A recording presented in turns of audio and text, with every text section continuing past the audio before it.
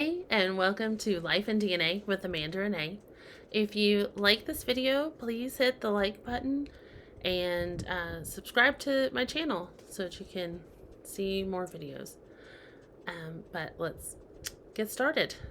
Today, I wanted to just talk about a few different things.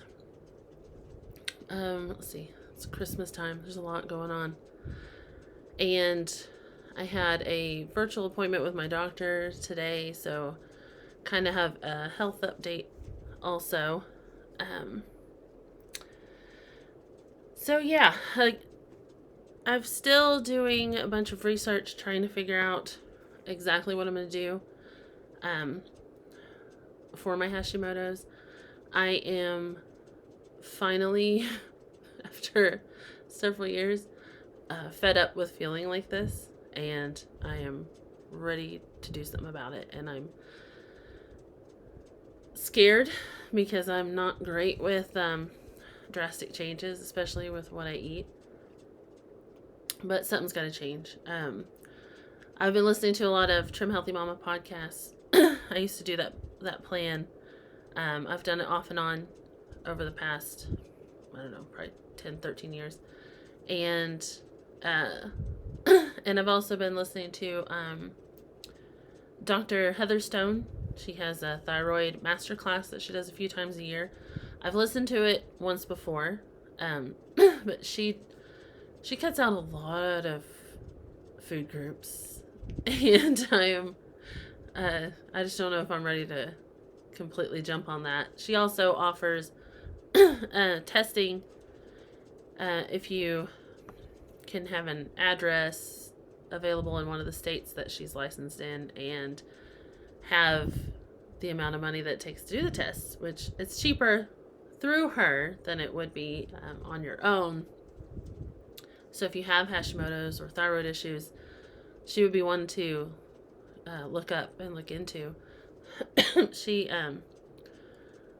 real great. She had Hashimoto's or thyroid issues at least, and she's healed herself of that and lost a bunch of weight and has maintained her health for years. I think she said she was gluten-free for about 20 years, and that's where I'm at. I know I need to cut out gluten, and like she reiterated, sorry, I'm getting over a cold, so I'm still coughing a lot.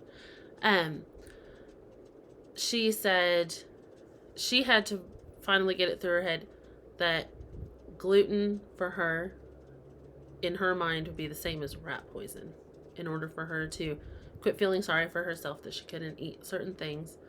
Because if you do have a thyroid issue, then you do have a gluten issue.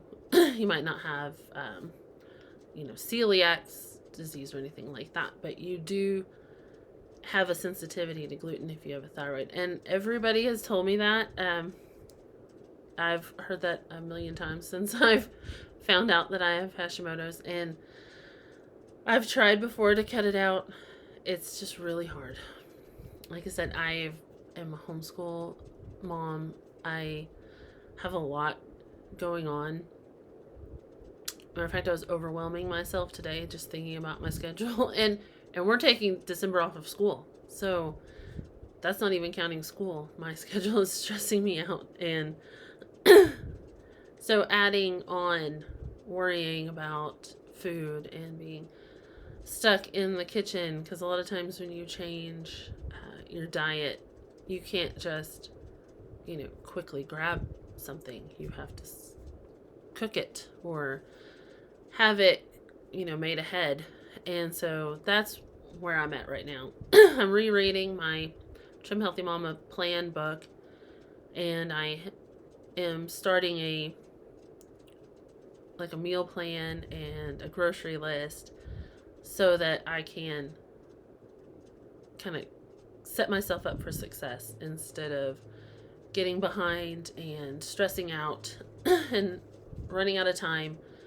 And also I need to remember to cut myself a little bit of slack at the same time. Not expect 100% perfection. If the good thing with Trim Healthy Mama is if you if you do mess up, your next meal is when you get back on and correct it. And they're um, big on having that be your mindset so that you're not just like, oh, well, I screwed up and now I'm done and just go back to eating all the crap that I used to eat. And I've done that before. It's hectic.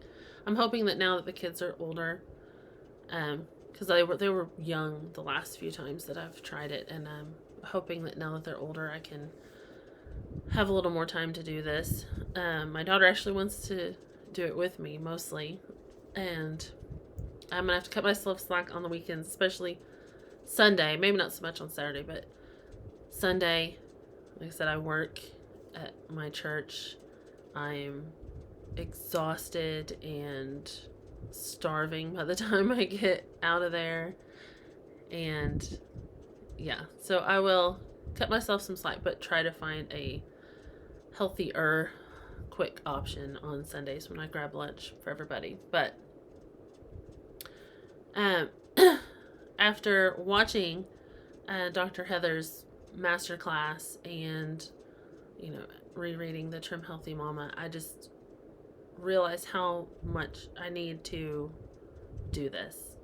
I mean, you can tell by looking at my face. I have inflammation, like bad, in my body, and eating the wrong things just keeps that cycle going, and it's miserable.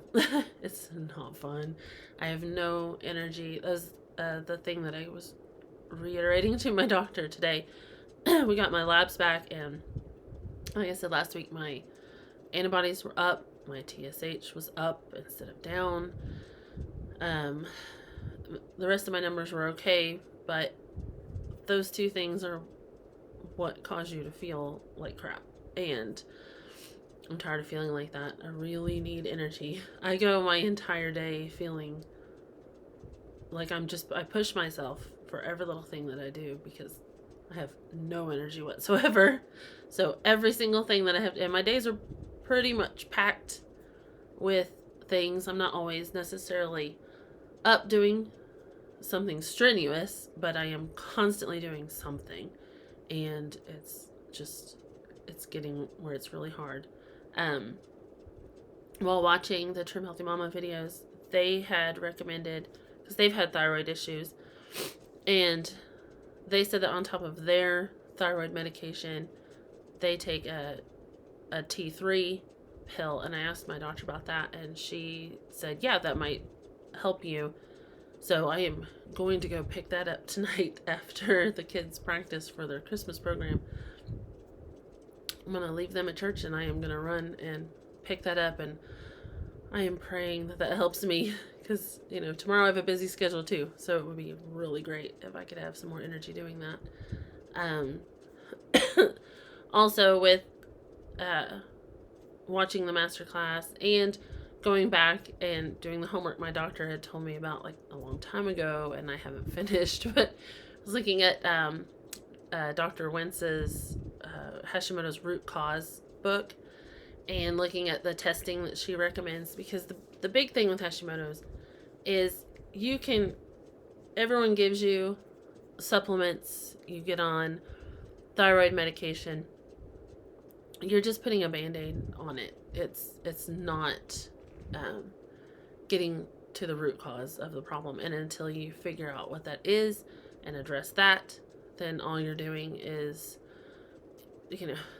keeping your head above water and not utterly drowning. And so she recommended a gut protocol that I am going to try. I'll probably have to wait till after Christmas is over. You can't spend extra money at Christmas, and to get those two medications, it's going to be a little over $100. So after Christmas, I will try to start that. She said sometimes that will help and that will heal, and with me changing what I'm going to eat and eating better, then it might work. But the alternative is I think she said it was GI mapping, and that's a stool sample, and it's like $400 something, and you only have to pay half up front, thankfully. So that may be something I have to do after the first of the year. But she also said that because upping my medication in September was supposed to help my numbers go down on my TSH and my antibodies, but instead they've gone up. She said, so she changed me from MP thyroid to Armor, and because she said some people just react differently, even though they're supposed to be the same thing, some people react differently, and so she's going to put me on that and then see in 6 to 8 weeks. She said if I don't respond to that, then it's probably a gut issue and I'm not absorbing the medication, which I'm praying that my body just responds to the Armor and I can get some help and have some energy. So yeah, I'm going to try to set myself up for success. And once I get a meal plan down and a grocery list down, I might actually go into more detail on that for anybody that's interested in doing Trim Healthy Mama. I say it's easy because I've done it a few times, but it really isn't super complicated.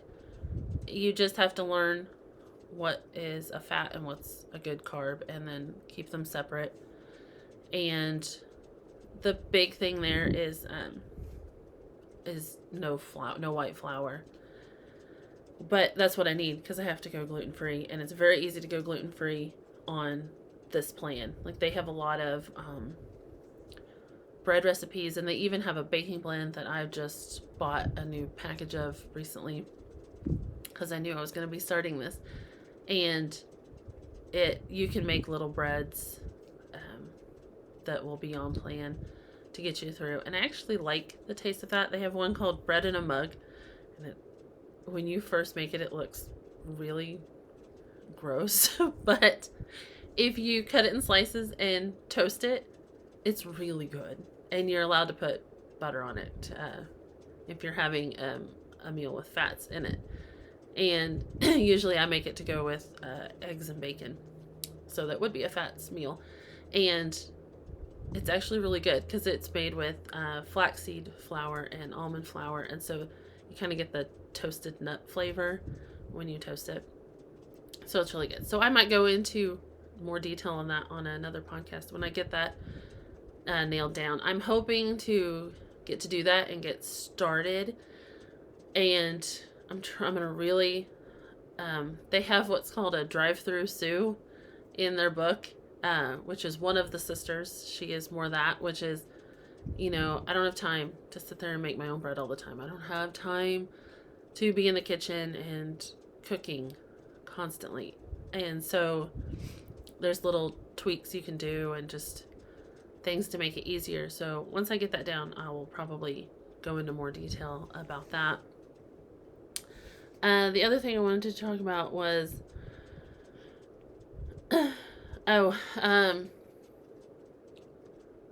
with dealing with a narcissist. I've said, I've moved past the anger phase with my mom. But for anyone dealing with a narcissist where you can't just cut them out of your life, if it was a boyfriend or something, you can break up with them and kind of move on, but it's my mother. And I don't want to cut her out of my life completely. That was not fair to my kids to do that either. But I will say it's draining and it's crazy. I am so thankful to know now what I know about her, because before it used to confuse me and worry me, and it would stress me out when she does this.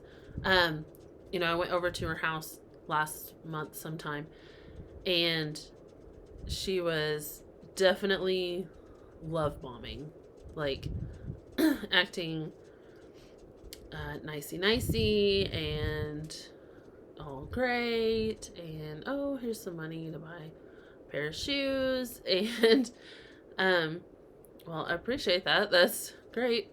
um, and I was fine, and I was nice to her, and I talked.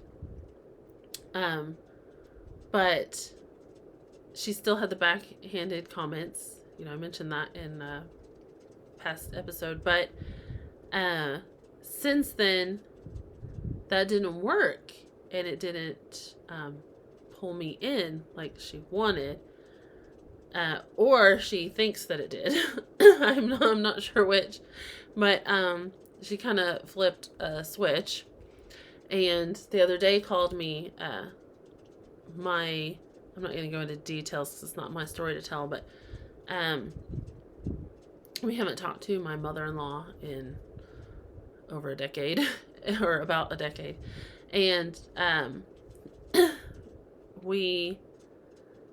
she still talks to my mom. She's cut off communication to me, but she still talks to my mom a lot, and my mom was calling me for advice on how she should advise her. And so I told her, and made the comment, that we had gotten into it on Messenger, and she blocked me on Facebook before my mother-in-law did. And so my mom made the comment, well, you blocked me. So, in other words, I got what I gave, which wasn't true. My mother-in-law did that a long time ago. And I did not block my mom on Facebook. I just made it where she couldn't comment on my posts. I don't know if she can see them. She might not even be able to see them. But we're still friends on Facebook, and I can still see her stuff. And can't remember, because I tried to go back and look. I don't know if she can see my stuff. I know for a fact she can't comment on it, though, because I was trying not to have the blow up that I ended up having with my mother-in-law, because my mother-in-law was posting pictures like everything was yay, we're this great happy family that gets along, and that wasn't true. And all I did was make a little comment about that we hadn't seen each other in how many years, and she didn't like that, and she private messaged me, and then that was the whole thing. And anyway, she blocked me. Well, with my mom, she said she was no longer coming to our kids' birthday parties or any birthday parties. And the first birthday party after she had said that, I had still told her when the birthday parties were, but she made it some excuse, and or ignored it for a while, and they weren't coming. But when I posted pictures of the birthday party on Facebook, she commented and said, oh, sorry, we couldn't come. It looks like it was a fun party. All this fake. like, one, you could have come. You chose not to. And two, don't sit there and act like you think it was fun, because that's one of the reasons you're not coming. And, but rather than call her out publicly like I had my mother-in-law,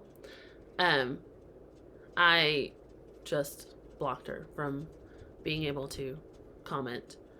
I may have blocked her from being able to see my stuff. It might be why she thinks that we're blocked, but if she looks at her friends list, I'm still on there. But I did block her from seeing it because, well, if you're going to twist things in my life and comment lies, then I don't want you to. I'll let you know what I want you to know about my life, and you don't need to know anything else. And that's kind of where I was with that. But so she had to make that little dig, and she said some other things I can't remember. Definitely won't get into it here, but she definitely was not the same tone or the same voice, the same response as it was when we were over at her house, and she was trying to love bomb us. And I expected it. I knew it was going to happen. That's why I don't give her anything, and I don't do anything anymore, because before it would have upset me. I would have been stressed out, worried. Oh, what did I do wrong? Which is what she wants you to think, so that you can feed her with emotion. It's crazy and it's annoying, but it is what it is, I guess. Oh, with Christmas coming up, I was going to talk about a few traditions that we have. Used to, growing up, we always opened a Christmas Eve present. So we've done that with our kids too. Typically it's pajamas. Shh, don't tell. But typically that's what it is. And so they get to wear something that night. We also open our stockings Christmas Eve. And that was my husband's idea. So when my husband and I got together, I can't remember if that's what they did in his family, or if it was just that, something fun to do for Christmas Eve. And so that's what we do now. And Christmas morning, of course, is Santa Claus. And then we open. So we're not going to go anywhere Christmas Day this year. We used to go to my mom's Christmas Eve and Christmas. And my husband was already getting tired of that when all of this happened. So that kind of came at a good time, because we were about to not come anytime but Christmas Eve anyway. And then Christmas night, we save one present for Christmas night. Typically, I buy something special for that night, something to get them to look forward to going to bed with, or something fun to do before bed. Sometimes I get Nerf guns for my husband and the kids to play with Christmas Eve night, and they will have a Nerf war for like an hour or two before we go to bed.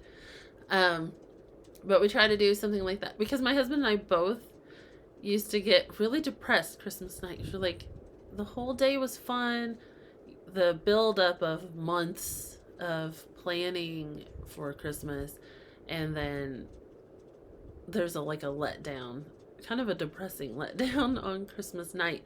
So we save one gift a piece for that, and that's always fun.